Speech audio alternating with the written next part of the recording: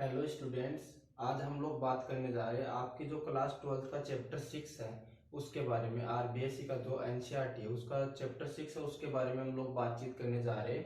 Chapter का नाम है वंशागति के आणविक आधार, मोलिक्यूलर बेसिस ऑफ इनहेरिटेंस। ठीक है ना। चैप्टर नंबर तो क्या हो गया आपका, अध्याय में लगा देता हूँ आपका 6। ठीक है। और इसका नाम है वंशागति के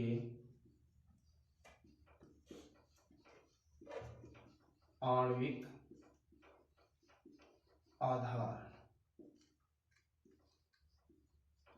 मोलिक्यूलर बेसिस ऑफ इनहेरिटेंस।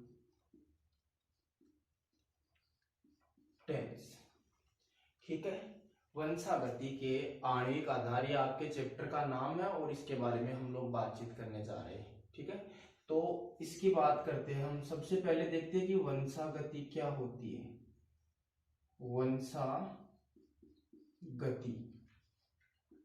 इसके अंदर देखो दो चीजें आ रही है। इस शब्द के अंदर दो वर्ड आ रहे हैं। एक तो आ रहा है आपका वंश, पहला शब्द क्या है, वंश। ठीक है ना। दूसरा आपको दिख रहा है गति, कि ऐसी चीज, भाई वंशागति के मतलब हो गया कि ऐसी चीज जो एक पीढ़ी से दूसरी पीढ़ी में, मतलब किसी वंश के अंदर क्या करती है, वो गति करती है, उसे क्या कहते हैं हम लोग, वंशागति कहते हैं। उस चीज का हम लोग जो अध्ययन करते हैं उसको क्या कहते हैं हम लोग, वंशागति कहते हैं। ठीक है ना। मतलब एक पीढ़ी से दूसरी पीढ़ी के बीच जो लक्षण होते आते हैं, भाई पहले वाली पीढ़ी थी, पैतृक पीढ़ी थी, मम्मी पापा थे, उनसे जो लक्षण है एक पीढ़ी से ऊपर वाली पीढ़ी से नीचे वाली पीढ़ी में आते हैं, उन्हें हम लोग क्या कहते हैं, उन चीजों का अध्ययन हम जिसमें करते हैं उस चीज को हम लोग कहते हैं वंशागति या आनुवांशिकता। ठीक है ना। एक पीढ़ी से दूसरी पीढ़ी में जाने वाले लक्षणों का अध्ययन हम क्या करते, किसमें करेंगे, वंशागति के अंदर करेंगे। उसके अलावा आप लोग देखो कि वंशागति के अंदर कौन सी चीज है। ठीक है। वंशागति के अंदर कौन सी चीज है जिसका हम लोग अध्ययन करेंगे। वंशागति के अंदर मतलब कि एक पीढ़ी से दूसरी पीढ़ी में जाता कौन है, डीएनए जाता है। एक पीढ़ी से दूसरी पीढ़ी में जाने वाली जो पदार्थ है, जाने वाला जो पदार्थ, उसका नाम क्या है, डीएनए है। और डीएनए क्या है, एक तरीके का न्यूक्लिक अम्ल है। डीएनए क्या है, एक तरीके का न्यूक्लिक अम्ल होता है। देखो न्यूक्लिक अम्ल क्या होता है, इसकी थोड़ी सी डिटेल हम लोग ले लेते हैं। डीएनए क्या है, एक तरीके का न्यूक्लिक अम्ल है। सबसे पहले हम लोग देखते हैं कि इस डीएनए की खोज या न्यूक्लिक अम्ल की खोज सबसे पहले किसने की थी। तो एक वैज्ञानिक आता है, फ्रेडरिक मिस्चर। फ्रेडरिक मिस्चर, इसने क्या किया था, सबसे पहले डीएनए को या फिर न्यूक्लिक अम्ल को देखा था। और किसमें देखा था, जो आपकी मवाद कोशिकाएं होती है। कौन सी कोशिकाएं, मवाद कोशिकाएं। जो आपकी मवाद कोशिकाएं होती है या फिर आपकी जो पस कोशिकाएं होती है, पस कोशिकाएं, इसके अंदर सबसे पहले फ्रेडरिक मिस्चर ने क्या किया था, डीएनए को देखा था या फिर न्यूक्लिक अम्ल को देखा था। अब जो आपका डीएनए पाया किसके अंदर जाता है, केंद्रक के अंदर पाया जाता है। केंद्र के अंदर पाया जाता है। और केंद्र को इंग्लिश में हम लोग क्या बोलते हैं, न्यूक्लियस बोलते हैं। केंद्र को इंग्लिश में क्या बोलते हैं हम लोग, न्यूक्लियस बोलते हैं। इसलिए इस फ्रेडरिक मिस्चर ने, किसने, इस फ्रेडरिक मिस्चर ने इसको न तो डीएनए बोला न ही न्यूक्लिक अम्ल बोला। इसने एक नाम दिया था डीएनए को या फिर न्यूक्लिक अम्ल को, एक अलग ही नाम दिया था। वो नाम था आपका न्यूक्लिन। ठीक है ना। तो पूछा जाता है कि आनुवांशिक पदार्थ या न्यूक्लिक अम्ल को न्यूक्लिन नाम किसने दिया था। तो उसका आंसर हो जाएगा फ्रेडरिक मिस्चर ने डीएनए को या फिर न्यूक्लिक अम्ल को क्या किया था, न्यूक्लियन नाम दिया था। पूछ ले कि डीएनए की खोज किसने की थी सबसे पहले, तो आ जाएगा आंसर कौन, फ्रेडरिक मिस्टर ने डीएनए की खोज की थी। ठीक है, इसने ये केंद्रक में पाया जाता है इसलिए इसको नाम दे दिया न्यूक्लियन। लेकिन देखो, हाँ न्यूक्लियन नाम दे दिया, फिर बाद में एक वैज्ञानिक आता है अल्टमान। कौन आता है, अल्टमान, और इसने न्यूक्लियन नाम कब दिया था, सन 1869 में। कब दिया था, सन 1869 में इसने नाम दिया था, न्यूक्लिक अम्ल को न्यूक्लियन नाम दिया था। उसके बाद में देखो एक वैज्ञानिक आता है अल्टमान ने, इसने क्या किया, लेब के अंदर कुछ टेस्ट किया और इसने देखा कि जो आपका न्यूक्लिक अम्ल होता है, न्यूक्लिक अम्ल जो होता है वो कैसा होता है, उसकी प्रवृत्ति होती है अम्लीय। ठीक है, क्या होती है उसकी प्रवृत्ति, अम्लीय होती है। अम्ल से इसने अम्ल नाम लिया और न्यूक्लियस से इसने न्यूक्लिक नाम लिया। क्या नाम लिया, अम्ल से इसने अम्ल नाम लिया और न्यूक्लियस से इसने न्यूक्लिक नाम लिया। ठीक है ना, तो इसने इसको क्या कहा, अल्टमान ने जो आपको न्यूक्लिक अम्ल होता है उसको न्यूक्लिक अम्ल नाम दिया था। तो क्वेश्चन आ जाता है कि न्यूक्लिक अम्ल को न्यूक्लिक अम्ल किसने कहा था, तो अल्टमान ने क्या किया था, इसको न्यूक्लिक अम्ल नाम दिया। किसने, अल्टमान ने। ठीक है, उसके बाद में इसने कब दिया भाई, इसने 1869 में बोल दिया था न्यूक्लियन, किसने, फ्रेडरिक मिस्टर ने। लेकिन उसके बाद में कौन आ गए, अल्टमान आ गए। अल्टमान ने क्या किया, सन 1899 में, सन 1899 में क्या किया, जो आपका न्यूक्लियन था उसको न्यूक्लिक अम्ल नाम दिया। और क्यों दिया, क्योंकि इसने देखा कि इसकी प्रवृत्ति कैसी होती है, इसकी प्रवृत्ति होती है अम्लीय। ठीक है, अगर क्षारीय होती तो इसको कोई और नाम दे देता, लेकिन जब इसने लिटमस पत्थर से या किसी भी चीज से टेस्ट किया होगा तो इसने टेस्ट किया तो पाया कि इसकी प्रवृत्ति कैसी थी, अम्लीय प्रवृत्ति थी। अम्लीय प्रवृत्ति से इसने ले लिया अम्ल, और न्यूक्लियस में पाया जाता है इसलिए इसने बोला कि न्यूक्लिक अम्ल, न्यूक्लियस में पाए जाने वाले अम्लीय पदार्थ को क्या नाम दिया, इसने न्यूक्लिक अम्ल कहा। ठीक है, सबसे पहले बात करते हैं हम लोग कि डीएनए की खोज किसने की थी। डीएनए की खोज की थी किसने, फ्रेडरिक मिस्टर ने की थी। ठीक है, और उसको न्यूक्लिक अम्ल नाम किसने दिया, अल्टमान ने दिया। यहां तक कोई डाउट नहीं होना चाहिए। फिर हम लोग देखते हैं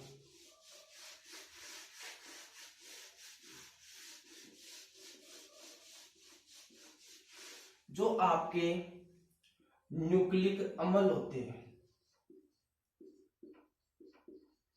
जो आपके क्या होते हैं, न्यूक्लिक अम्ल होते हैं, वो कौन कौन सी चीजों से मिलकर बने होते हैं, कौन कौन से पदार्थ, कौन कौन से तत्व इनमें पाए जाते हैं। तो मैं आपको बता देता हूं, carbon, comma, hydrogen, comma, oxygen, comma, nitrogen व फास्फोरस।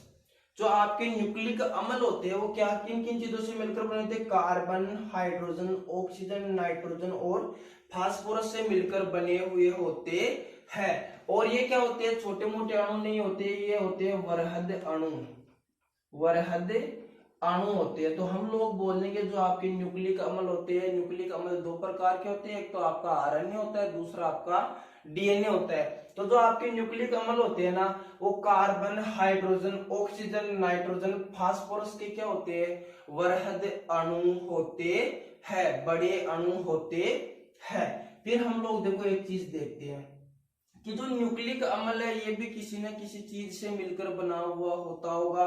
तो हम लोग बोलते हैं जो न्यूक्लिक अम्ल है वो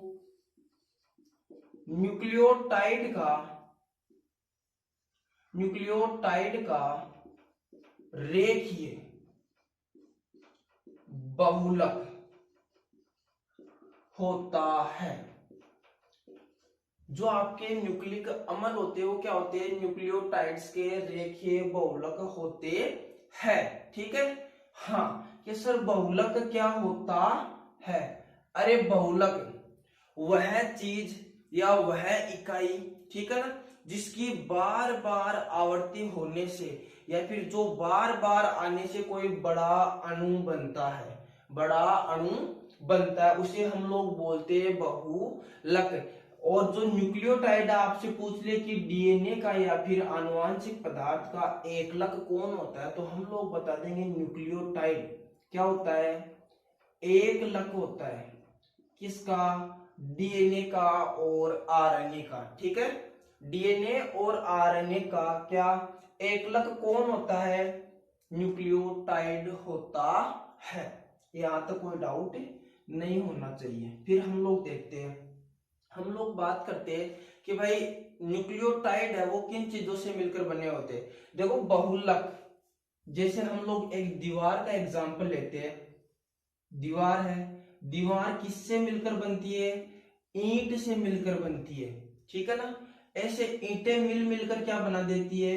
एक दीवार बना देती है। और ये दीवारें मिल मिलकर क्या बना देती है? एक कमरा बना देती है। और कमरे मिल मिलकर क्या बना देंगे? कमरे मिल मिलकर बना देंगे आपका घर बना देंगे। ठीक है ना, तो क्या हो गया? तो सबसे छोटी इकाई कौन सी थी जिसकी हम लोगों ने बार बार पुनरावृत्ति की, जिसकी हम लोगों ने बार बार पुनरावृत्ति की, जिससे दीवार बन गई, दीवारों से कमरा बन गया और कमरों से क्या बन गए? मकान बन गए, घर बन गए। तो ईंट थी, वैसे ही न्यूक्लियोटाइड की बार बार आवर्ती से, ठीक है ना, न्यूक्लियोटाइड की बार बार आवर्ती से कौन बनते हैं? आपके न्यूक्लिक अम्ल बनते हैं। चाहे वो डीएनए हो चाहे वो आरएनए हो, दोनों ही किन से मिलकर बने होते हैं? न्यूक्लियोटाइड से मिलकर बने होते हैं। ठीक है, हाँ। फिर देखो, तो मैं एक बात पूछूं आपसे कि दीवार का एकलक कौन हुआ? भाई ईंट हो गई।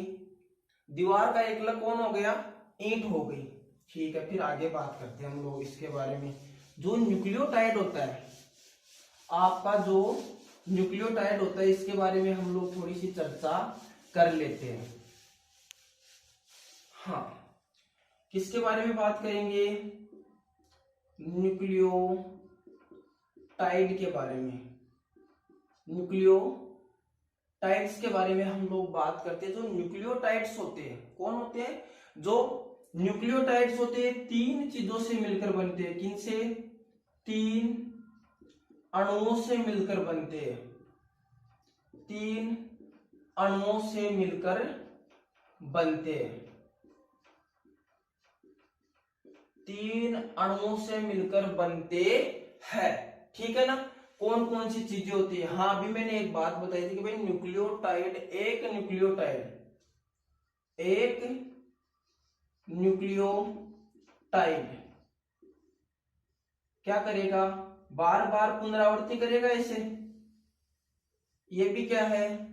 न्यूक्लियोटाइड है।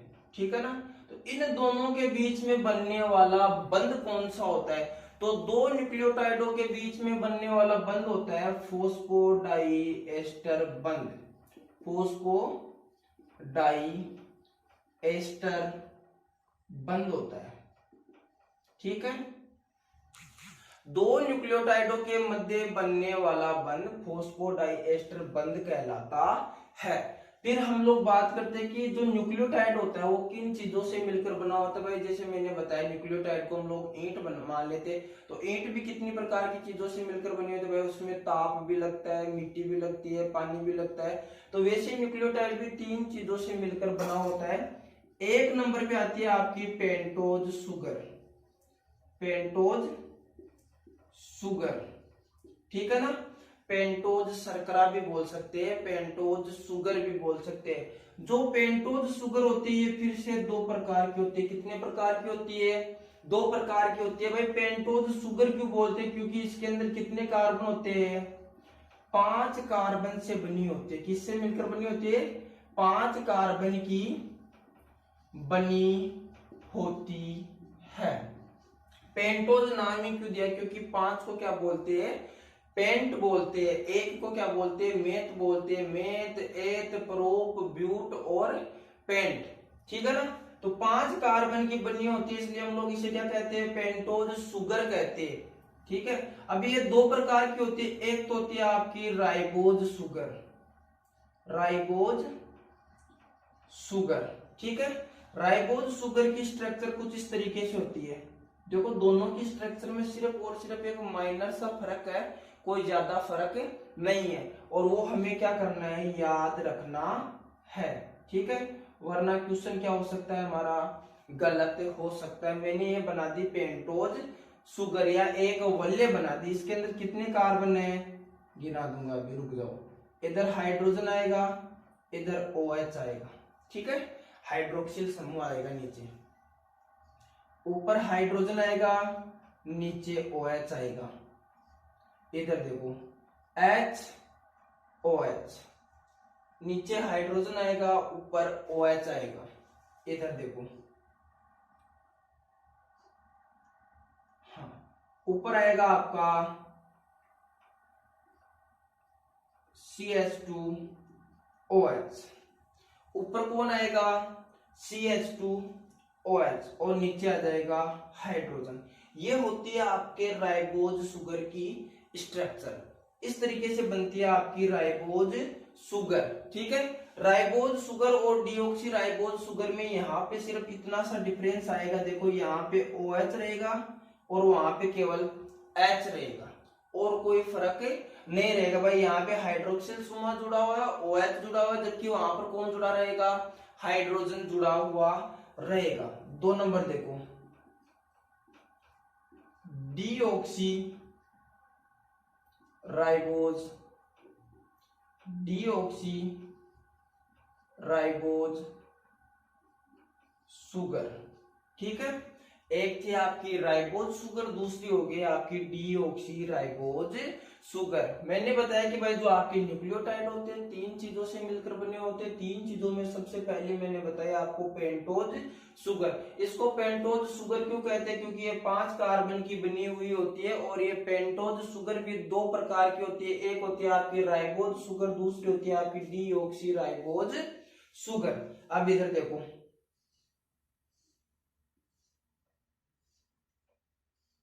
आपने राइबोज शुगर देख ली, अब देख लेते हैं हम लोग डीऑक्सी राइबोज शुगर।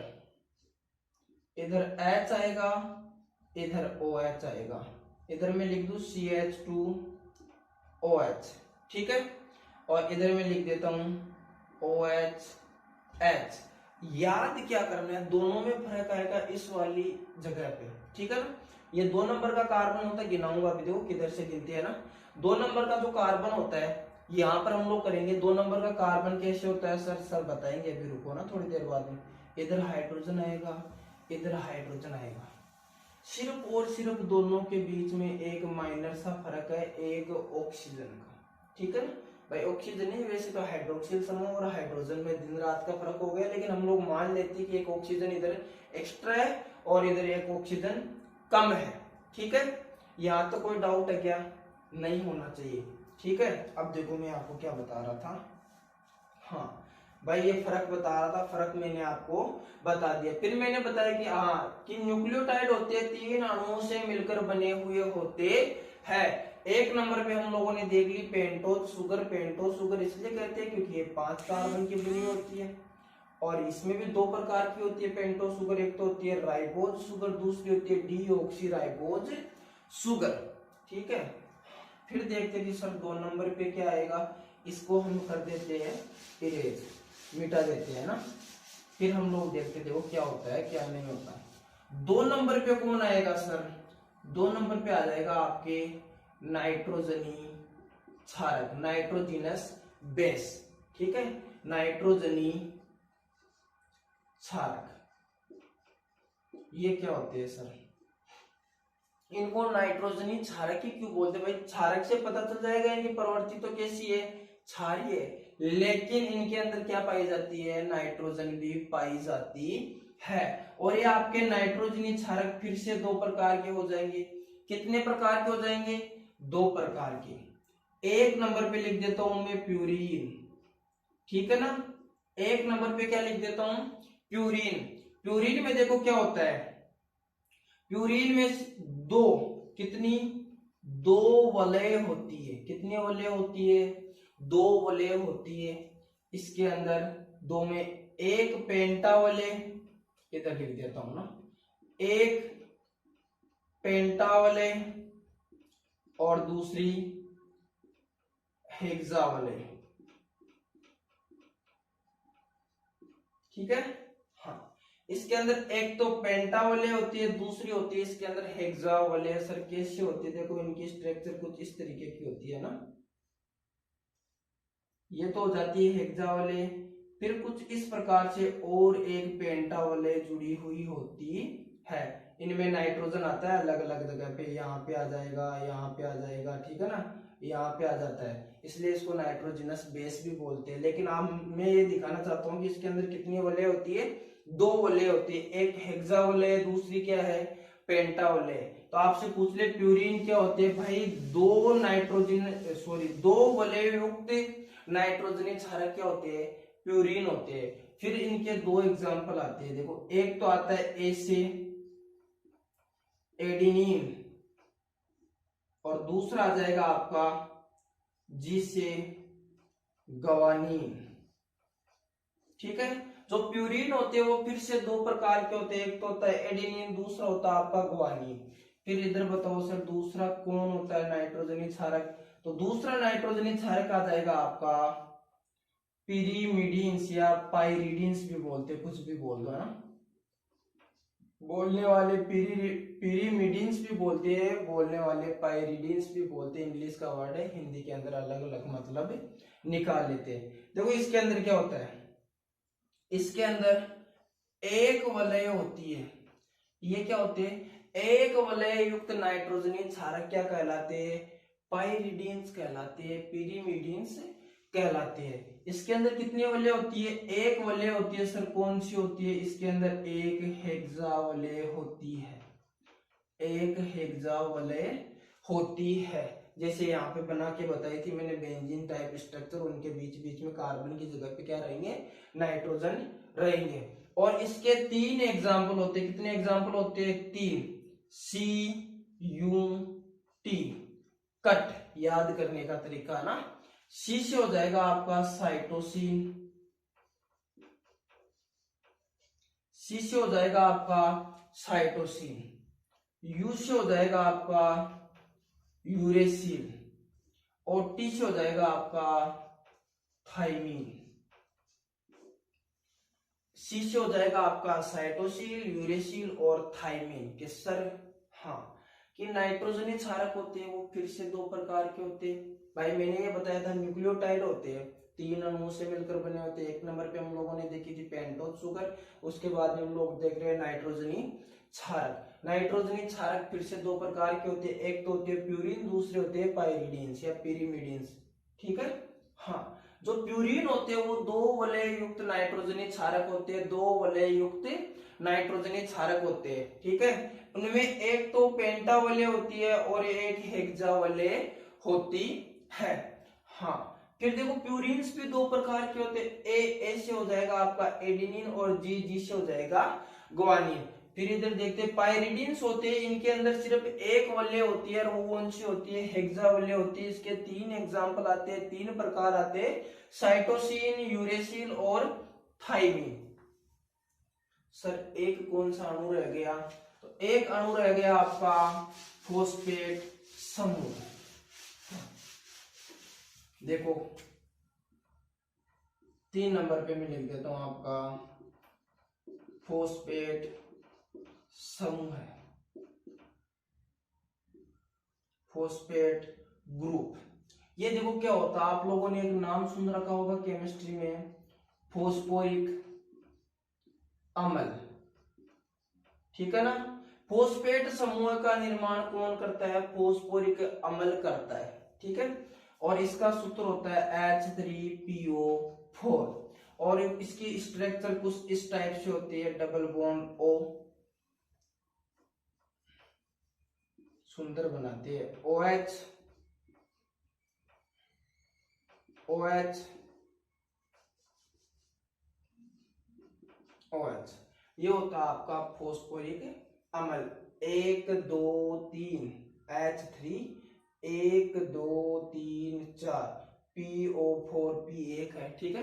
ये हो गया आपका फोस्फोरिक अम्ल के सर, ये फोस्फेट समूह कैसे बनाता है, फोस्फेट आयन कैसे बनाता है, ये यहाँ से अपना एक हाइड्रोजन H+ के रूप में त्याग देगा और इस पे क्या आ जाएगा, नेगेटिव चार्ज आ जाएगा, जो इसको बंद बनाने में क्या करेगा, सहायता करेगा। ये जो फोस्फोरिक अम्ल होता है ना, ये दो न्यूक्लियोटाइडों को जोड़ने में सहायक होता है। कैसे होता है वो हम कल की क्लास में देखेंगे। आज के लिए इतना ही काफी है। अगर